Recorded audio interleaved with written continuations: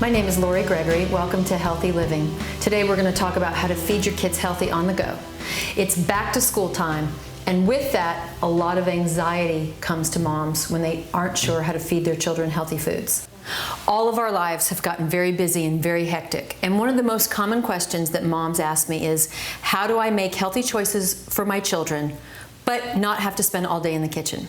So I'm going to give you a couple of tips that I use that ensure that my family eats healthy food. The first thing we do is we think about what are the best ways to eat well and what are the foods that we could avoid. Now, wheat and dairy are two of the most congestive foods in the American diet. And if we're not careful, we can have them at all three meals. For example, if you have a bagel for breakfast, maybe a little cream cheese, a sandwich for lunch, and pizza or pasta for dinner, you've just had an entire day's worth of wheat and dairy. So let's talk about what some of our alternatives are. Okay, for breakfast, we can start by having millet. Millet is an ancient grain. It's loaded with B vitamin and it's inexpensive. You can get it at a health food store, in the bulk bin, and sometimes in the aisle where you'd find other grains and flours.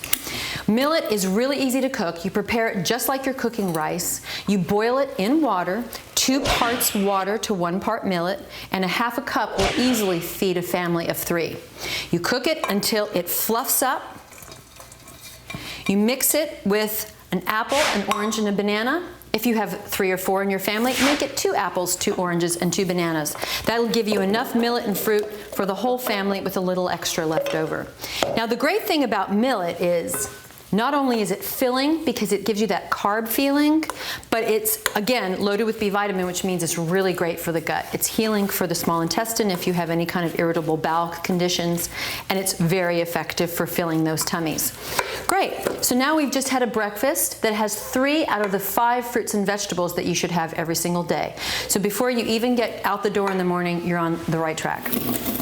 Mid-morning snack, grapes. Organic grapes, really simple, really easy. When my son, who's 3.5, is engaged in play, I often will take fruits or vegetables, cut them up, put it in a ramekin, and just slide it over to his play area. You don't make a big deal about it. So many times I see moms, we get so stressed about our kids eating healthy that we try to cram the vegetables in.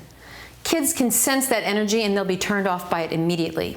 So when you're going to give your kid a healthy snack, just take the cucumbers and the carrots and just gently put it down by their play table. Without even thinking about it, they'll start noshing on it while they're still playing. They won't even stop their play. It's great. Okay, what can we do for lunch? Well, one of my favorites is egg salad. Eggs have gotten a really bad rap over the past couple decades. We had that big scare about cholesterol, and then we learned there's good cholesterol, there's bad cholesterol. Well, eggs are actually one of the perfect foods. They're loaded with lysine, which are antivirals. They're easy, and they're whole food, so you're getting a food in its natural state. So sometimes in the mornings when I'm cooking my millet and I'm chopping my fruit, I'll go ahead and put some eggs on to boil, make hard-boiled eggs, and then you've got lunch halfway made for egg salad. Mix your eggs with a little healthy mayonnaise. Make sure there's no sugar. And you can do egg salad or tuna salad, which is a great lunch. Now, instead of bread, give your kids crackers. A whole grain cracker is a much healthier choice than bread. It's crunchy. Kids really like to crunch.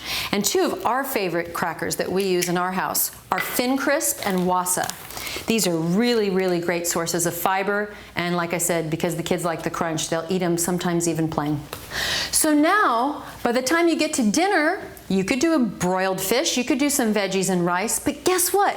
Even if you end up having pizza for dinner, you've had great snacks through the day. You've had all your 5 fruits or vegetables.